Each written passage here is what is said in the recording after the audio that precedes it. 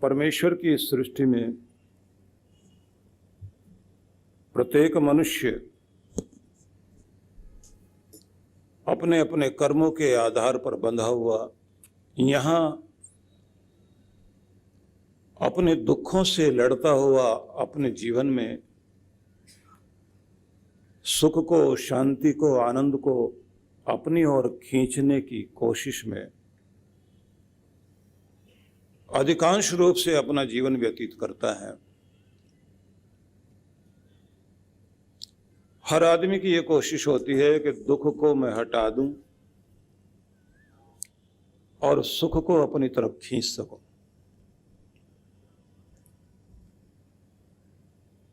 जब पूछा जाए कि सुख और दुख किसे कहा जाना चाहिए, तो शास्त्रों ने उत्तर दिया कि जिस चीज में आपकी अनुकूलता है वो आपके लिए सुख है, और जो आपको अनुकूल नहीं पड़ता, आपके प्रतिकूल जो है, उसको आप दुख मानते हैं। इसलिए आप इस पूरी दुनिया में इस कोशिश में रहते हैं कि दुनिया आपके अनुकूल हो जाए, आपकी मर्जी से चीजें चलें, आपका मन जैसा चाहता है वैसा हो, मौसम आपके अनुसार होना चाहिए, लोग आपके अनुसार होने चाहिए, सब आपकी बात माने, आपकी मर्जी चले, आपके मन के अनुकूल हो, उसे आप अपना सुख मानते हैं। जैसे ही आपके मन के अनुसार नहीं चीज होती, बस उसे आप दुख मानने लगते हैं। इसलिए हर आदमी दूसरे से कहता है कि तू एडजस्ट कर मेरे अनुसार, मेरे साथ, तुम्हें झुकना चाहिए, मुझे नहीं है, मेरी बात तुम्हें माननी चाहिए, मुझे नहीं है। इसलिए सब लोग एक दूसरे को अपनी तरफ झुकाने में लगे हुए हैं, सब सुनाने में लगे हुए हैं, सुनने को कोई तैयार नहीं। सब दूसरे को सुधारने में लगे हुए हैं, कोई खुद सुधरना नहीं चाहता। दूसरों से मान की अपेक्षा सबको है, लेकिन दूसरे को मान देने के लिए कोई तैयार नहीं। खुद कड़वा बोल देंगे, लेकिन कड़वा सुनना नहीं चाहते। दूसरे का लेकर खुद भूल जाएंगे, लेकिन देना कोई नहीं चाहता। इसलिए सब अपनी मन मर्जी को ही अपनी जिंदगी का सुख मान बैठे हैं, जबकि इस दुनिया का सुख संतुलन में है। जब बैलेंस बनता है, न ज्यादा गर्मी न ज्यादा सर्दी, तो अनुकूलता आते ही, संतुलन बनते ही आप समझते हैं कि मौसम अच्छा है। जहां पति पत्नी में दोनों में विचारों का समन्वय और संतुलन बनता है, वहां कहते हैं अभी तक तो ठीक चल रहा है। दो पार्टनर्स के बीच में जब तक दोनों का समन्वय बना हुआ और दोनों का संतुलन बना हुआ है, कहते हैं पार्टनरशिप ठीक चल रही है। जैसे ही एक व्यक्ति अपनी तरफ खींचना शुरू करता है, संतुलन, बैलेंस बिगड़ना शुरू हो जाता है। बैलेंस जहां बिगड़ना शुरू हुआ, वहीं से दुख आना शुरू हो जाता है। अभी तक तो पार्टनरशिप बहुत अच्छी थी, लेकिन अब तो ठीक नहीं है, ये तो मनमानी करने लग गए। तो हम जो मनमानी करते हैं उसे हम अपना सुख मानते हैं, दूसरा मनमानी करता है, हम उसको दुख मानने लगते हैं। इस कारण पूरी दुनिया में संतुलन न होने के कारण पीड़ाएं हैं, और हर आदमी सुख को अपनी तरफ खींचना चाहता है, दुख को दूर फेंकना चाहता है, लेकिन फिर भी दुख पीछा नहीं छोड़ता, बीमारियां पीछा नहीं छोड़ती, निर्धनता पीछा नहीं छोड़ती। आदमी पूरी ताकत लगाता है कि बहुत कमाएं, लेकिन उसके बाद भी जब बरकत नहीं पड़ती, मतलब यह है कि उसके खर्चे, उसकी आवश्यकताएं इतनी हो जाती हैं कि वो कितना भी कमा ले तो भी उसको लगता है कि अभी तो बात नहीं बन पा रही। ये सारी चीजें जब हम लोग अपने जीवन में देखते हैं तो इसको मानते हैं कि हमारा जीवन संतुलन से बाहर आ रहा है, और जैसे ही ये संतुलन बिगड़ने लगता है जीवन का दुख बढ़ने लगता है। तो इसलिए पूरी दुनिया में आप देखेंगे कि जितने भी जीव दुनिया में जीते हैं, जितने भी प्राणी दुनिया के हैं, सब दुख से बचना चाहते हैं और सुखी सब होना चाहते हैं। तो सबसे पहली बात हमें यह समझ आई कि समन्वय मतलब तालमेल, एडजस्टमेंट और संतुलन ये आपका सुख बढ़ाता है। जैसे बैलेंस बिगड़ता है, समन्वय बिगड़ता है, वहीं से दुख शुरू हो जाता है। समन्वय बनाने के लिए, संतुलन बनाने के लिए, तालमेल मिलाने के लिए थोड़ा थोड़ा झुकना होता है, थोड़ा थोड़ा कहीं आपको तनना होता है। जिस प्रकार से आप सितार के तार को मिलाते हैं, ढीले तारों को कस लेते हैं, ज़्यादा कसे हुए तारों को आप ढीला करते हैं, तो ट्यून होते ही संगीत वीणा से, सितार से बाहर आने लगता है। जीवन का संगीत भी तभी बाहर आता है जब आप खुद को ट्यून करते हैं, जिंदगी के साज को या अपने मन के साज को। जब आप ठीक से ट्यून अप कर लेते हैं, आपकी ट्यूनिंग ठीक हो जाती है, तो आपके अंदर से संगीत आना शुरू होता है। वो संगीत ही सुख का संगीत है।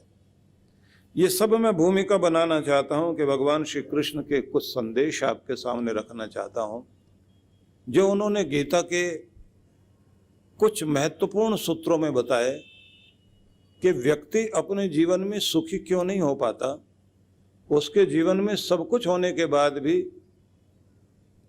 दुख, अशांति और पीड़ा रह जाती है। और इसलिए भी पीड़ा रहती है क्योंकि हम लोग सामाजिक प्राणी हैं, तो हमारी खुशियां दूसरों पर भी डिपेंड करती हैं। सामाजिक प्राणी होने के कारण समाज में हमको जीना होता है। तो जीव जंतु तो अपनी जिंदगी अकेले जी सकते हैं।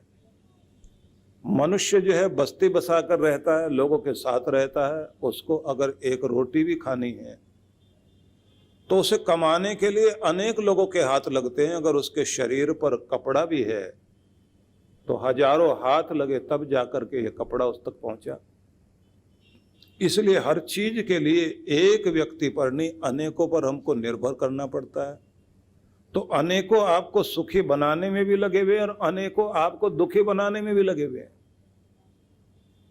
इसलिए सामाजिक जीवन में बड़े बड़े चिंतक लोगों ने ये लिख दिया कि आपका 60% अगर आपके कर्म के कारण, आपकी योग्यता के कारण सुख मिल रहा है, तो आपका लोक व्यवहार, पब्लिक रिलेशन अगर आपका अच्छा नहीं है तो 40% सुख दुख आपका इस बात पर भी निर्भर करता है कि आपका लोक व्यवहार कैसा है, सामाजिक व्यवहार आपका कैसा है, पब्लिक रिलेशन आपकी कैसी है, आप अपने संबंधों को निभाते कैसे हैं।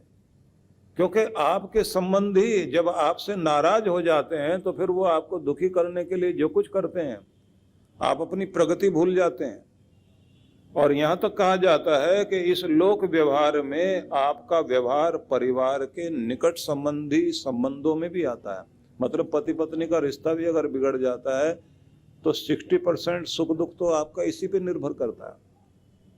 कुल मिला के हम इस बात को समझें कि हम सामाजिक जीवन जीते हैं तो वहां भी समन्वय चाहिए। और जब समन्वय बनाना है तो कोई आपको बर्दाश्त करे और किसी को आप बर्दाश्त करें। अगर आप बर्दाश्त नहीं करेंगे तो रिश्ते टिकेंगे नहीं। ये सबसे पहली बात ध्यान में रख लीजिए। जिन्होंने बर्दाश्त करना सीख लिया, उन्होंने रिश्ता निभाना सीख लिया। ये पहली चीज हर किसी को पकड़नी चाहिए, क्योंकि सब तो आपके हिसाब के हो नहीं सकते। कोई भी गलतफहमी पल जाए, मैं हमेशा कहा करता हूं कि गलतफहमी को ज्यादा देर तक टिकने मत देना, नहीं तो घृणा में बदल जाएगी, नफरत में बदल जाएगी। और अगर वो नफरत में बदल गई तो वो दुश्मनी पर उतर आएगी, और जब वो दुश्मनी में उतर आती है तो आपकी गलतफहमी दुश्मनी बनने के बाद आपका करीब का रिश्ता ही जब दुश्मन बनकर खड़ा हो जाता है, फिर बात वही होती है कि जिन्हें हम हार समझे थे गला अपना सजाने को, वही अब नाग बन बैठे हमें ही काट खाने को। वही लोग आपको काट खाने के लिए तैयार हो जाते हैं। तो इसलिए अच्छा हो जल्दी से जल्दी गलतफहमी दूर की जाए। आप समझेंगे कि मैं सही हूं तो मुझे झुकने की जरूरत क्या है, मुझे मिलने की जरूरत क्या है,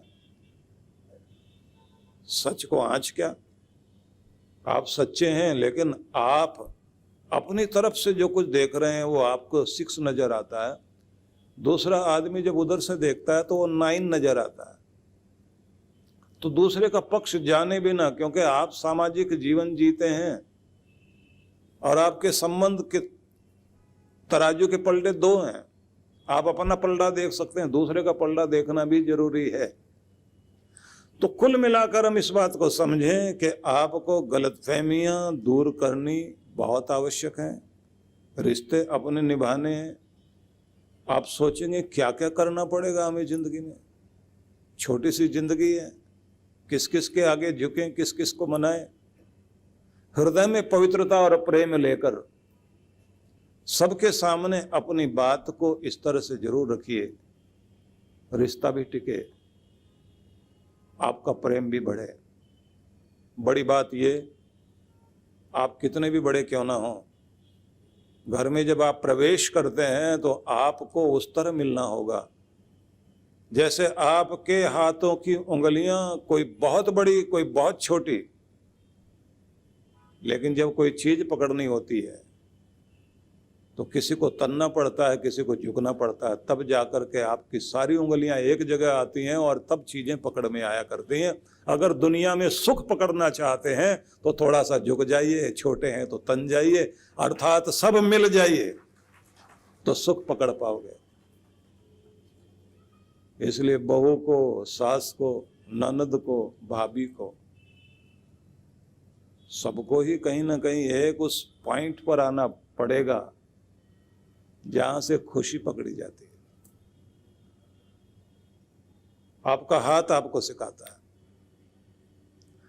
और ये बात जरूर समझ लेना कि ये सारी उंगलियां मिलकर एक जगह झुककर आ भी जाएं तो विश्वास है अंगूठा, ये बहुत जरूरी है। जब तक ये नहीं मिलेगा ये सारी उंगलियां बेकार है। इसी को धर्म कहते हैं। आपका धर्म, आपका कर्तव्य, आपकी निष्ठा, आपका विश्वास जरूर होना चाहिए बीच में। बिना अंगूठे के आपके सारी उंगलियां बेकार, आपका सारा कर्म बेकार।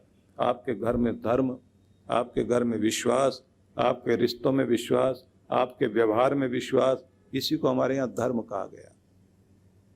ये हर एक से जा जा के मिलेगा, छोटे से भी, बड़े से भी, सबसे। अंगूठे को सबसे मिलना होता है और सबको इससे मिलना होता है। यही प्रेम है, यही विश्वास है, यही धैर्य है, यही साहस है। बाकी सब कर्म है, सब एक्शन है। सारी उंगलियां एक्शन कर रही हैं, पर आपका प्रत्येक कर्म विश्वास वाला, प्रेम वाला, सौहार्द वाला, भलाई करने वाला, आगे बढ़ाने वाला अगर है तो ये ध्यान रख लेना, उसे धर्म कहते हैं। तो धर्म पूर्वक आप अपना जीवन जीना शुरू कर दीजिए। आपके घर में सुख भी आएगा, शांति भी आएगी। इसलिए भारत के ऋषियों ने कहा कि धन कमा लेना, लेकिन पहले धर्म है। 4 चीजें बताई गई: धर्म, अर्थ, काम, मोक्ष।